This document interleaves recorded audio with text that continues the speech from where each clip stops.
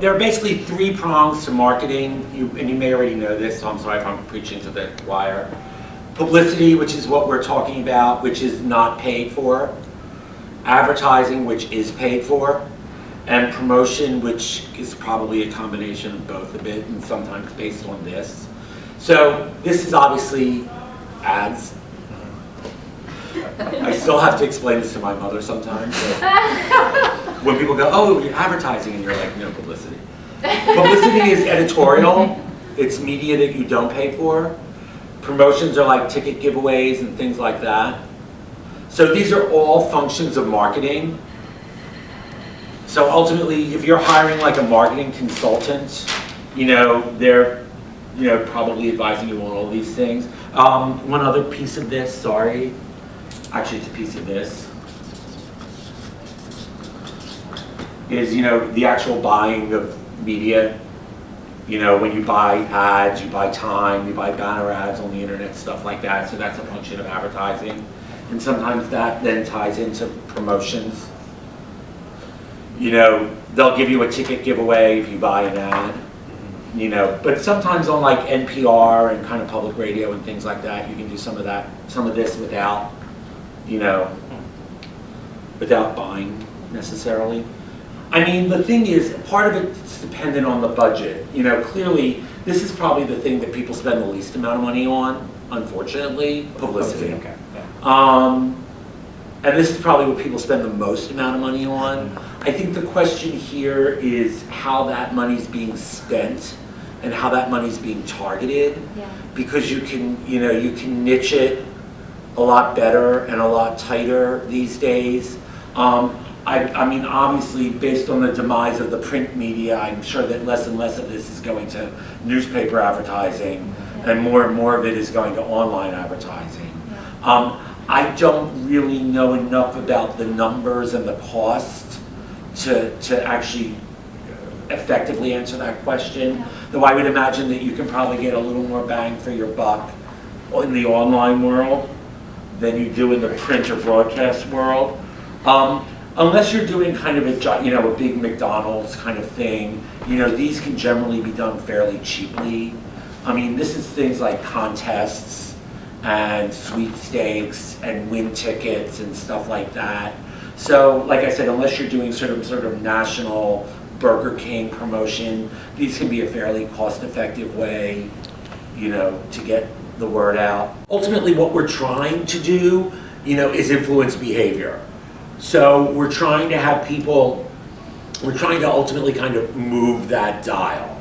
So whether that's to have somebody buy your movie, like very often, particularly in a festival situation, our work is directed towards, the acquisitions community and is really directed towards the sale and the actual, consumer piece of it in terms of like publicity. Like we may want to be in the Globe and Mail because we know it's at everybody's hotel door in the morning, not because we care about the other 4 million people in Toronto who may decide to buy a ticket that day.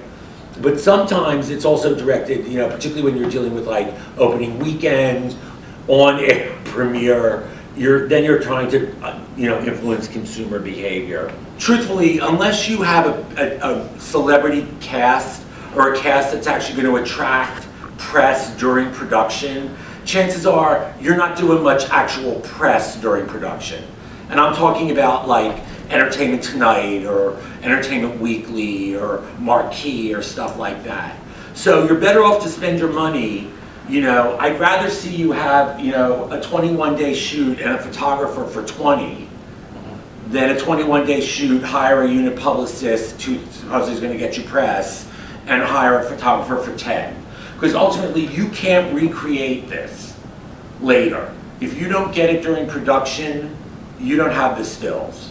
And by that, I don't mean stills of the crew, okay? I mean, if I had a nickel for every production where I had a lot of pictures of people going like this, I'd be in good shape, but it's a waste. Also, electronic press kit. At the very least, you want to shoot behind the scenes, even if you don't have the time or inclination or cooperation to do sit-down interviews at that point. You really want to at least get some stuff about the making of the movie. Because again, you can't recreate that later. If I'm going into an interview, I have my objective, my agenda. My agenda is so important. I'm going to get a little bit obsessive about this in a second, because your agenda is what am I going to talk about first, second, and third. And that's not just a willy-nilly thing. You actually think about, okay, I got to hit this first, second, and third. That's a strategic idea, because it's going to increase the odds of achieving your objective. And then you execute. So I use the analogy of a meeting. So a media interview is like a meeting. So in my world, I'll use in the context of my world, if I'm managing a meeting, I've got my objective, agenda, and execution. So if I'm managing a meeting, there's someone in my meeting who brings something up that I don't think is relevant to my agenda or objective. What am I going to do? Well, I'm going to say, James, that's very interesting, but listen, let's just put that on the shelf for now because we need to focus on this, and we'll tackle that later. You have the license and the liberty. You have far more license and liberty than you probably think you do. Number one, you can say, I'm not actually going to address this today because this is what I'm focused on, and I think this is what's relevant to the audience that I'm trying to communicate with. You can say, I totally disagree with you. You can say, I think you're wrong. You can do all of those things like you would in the business world. Fundamentally, though, because it's your content and reputation, and this is the most important part of this particular piece here, because it's your content and your reputation, it is your damn interview. It's not the reporter's interview. And I say this to all kinds of people who do media, spokespeople, CEOs, it's your damn interview. And reporters, in fact, love it when the person who they're speaking with takes control. Especially now, like we talked about earlier, they are being hit left, right, and center with all kinds of way more work than they had before because the newsroom's smaller. So the more we help them, the better. And I can tell you that the people I work with who take control, who own the interview, saying this is my damn interview, are actually the people the media say, God, that was great. And when that happens, boom, we start to get the result that we want. So really, really, really important. So you know, I get on the phone with clients a lot and say, okay, we've negotiated this particular opportunity with this particular reporter. And they say, oh, that's great, Ken. What does the reporter want to talk about? And I sort of throw my eyes up to the ceiling and I said, doesn't matter. It's what are we bringing to the table today? What are we going to talk about? Okay? Really, really important. All right. The messaging formula. I'm going to talk to you about why this is important, how it works both from your target audience and from the editorial perspective, and then we're going to build your respective formulas. So I'm willing, we may play with this a little bit over the course of the next 45 minutes or half an hour. But the messaging formula always starts with who, your target audience. And that's where we might tweak it a little bit. But it usually starts with who the hell do you want to speak to? Meaning, who do you want? It could be potential investors. It could be an audience out there that you want to come and see your movie. I don't know. It depends. Depends on the kind of media you're speaking to versus trade versus mainstream, that kind of stuff. But who? And then attach the who to your vision. This is who this project's for.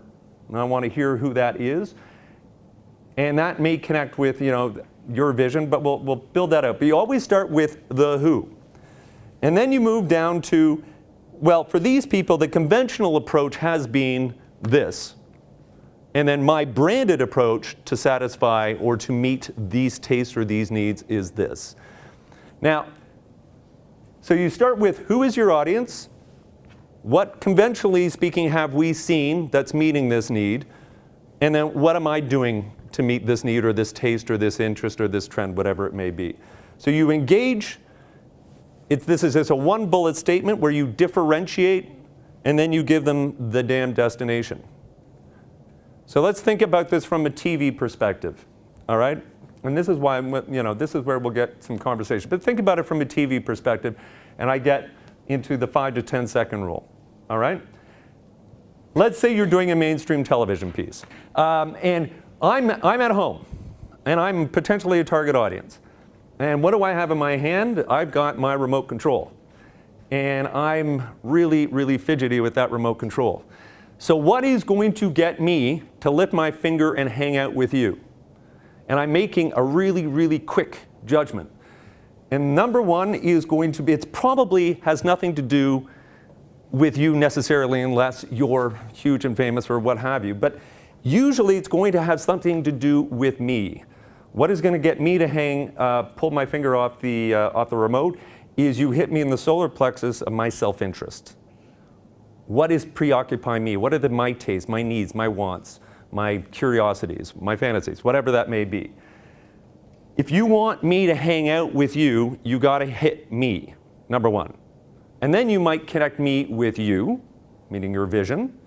And then you walk me down to then the branded solution. Usually, the intuitive way of doing this is where you want to go, because this is your passion, this is what you've lived and breathed for however long you've been working on this project. This has been the blood, sweat, and tears. This is your comfort level. And the first question might come out and say, how do you feel about this project? Or, you must feel so relieved now that this project is now out in the marketplace.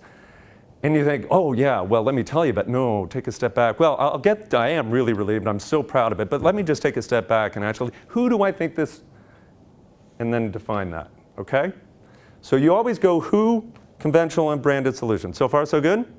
Because if you think about a TV spot, and it doesn't matter what, business, tech, entertainment, what have you, if you start an interview and let's say you have 75 people who are watching you, by the time you finish that 4.5-minute interview, you might have 10 people hanging out, typically. I mean, that's typically how it works.